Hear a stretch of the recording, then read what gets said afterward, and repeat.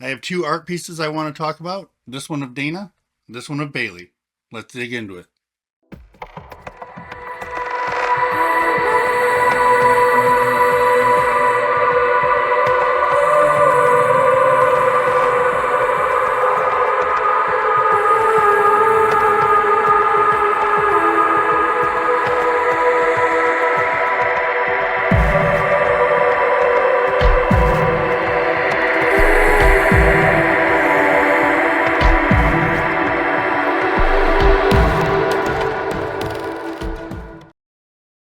Hey everyone, I'm Mick, an artist and photographer based in Rockford, Illinois.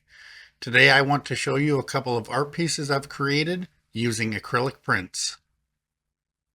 As an artist, I'm always searching online for new and unique ways to print my photography. Sure, professional photo paper is great, and I still use it for some projects, but I love experimenting with different materials to see how it can change the feel of my work. That's when I stumbled across Canvas Champ. They have a ton of printing options, but what really caught my eye was their acrylic prints. The idea of printing on this glossy glass-like surface felt like a perfect match for some of my images. Now I know cost can be a big factor, and let's be real, acrylic prints can get pretty expensive, but I found that Canvas Champ offered a pretty affordable option. I got a set of two 8x8 acrylic prints for about $17, which was awesome for my budget. I even found a 12x36 print for about $43, so that was a win too for a good sized print. A brief side note, both of the sizes I mentioned work well with my art.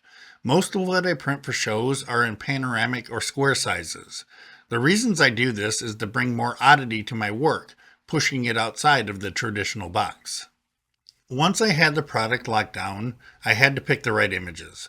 Of course, I was in my usual rush preparing for Rockford Art Scene. Everything is always a scramble when it comes to the shows.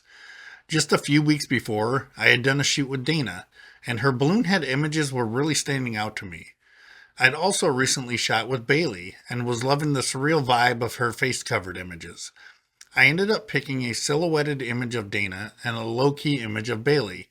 Both are simple, and I knew they would look pretty cool printed on acrylic. Funny story, I sent the images off for printing and got them just in time for the show. In my usual rush, I slapped them up on the wall without really thinking too much about it. Here's a quick shot of how my display looked.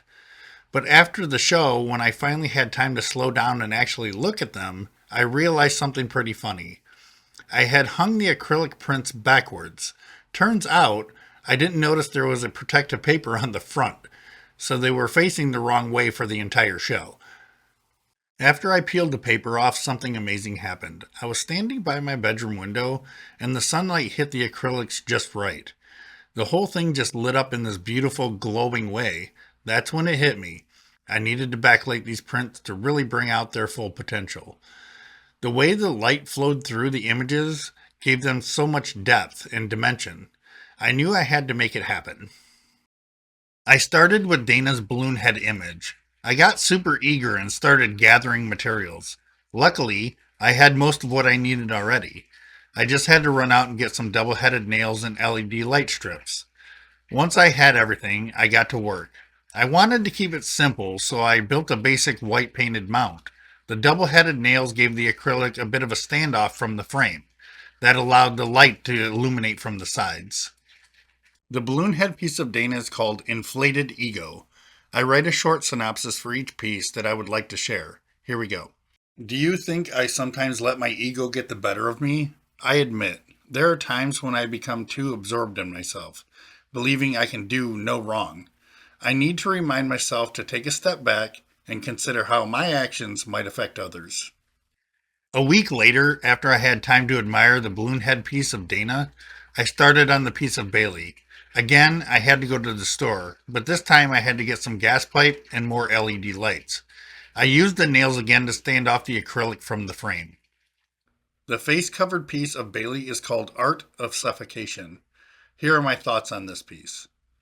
In a crowded space, it's easy to feel overwhelmed, like you can't breathe.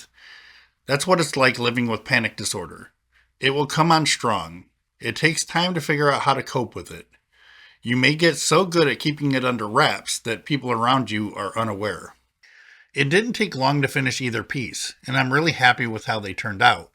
The backlighting completely transforms them, giving the images a glow that brings out the details. Since then, I've already ordered a couple more 8x8 acrylic print sets, and they fit perfectly in my panoramic portrait style. Keep an eye out for some build videos of those two pieces. Now, I would love to show you how I tag my artwork.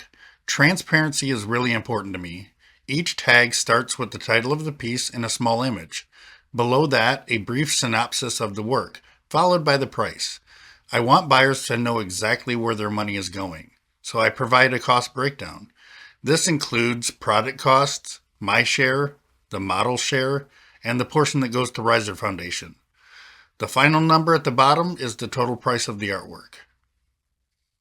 Before I go, I just want to leave you with some words of encouragement.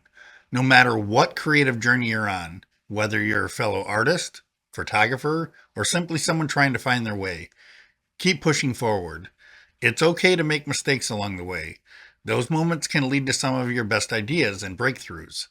Don't be afraid to experiment, even if it feels risky or unconventional.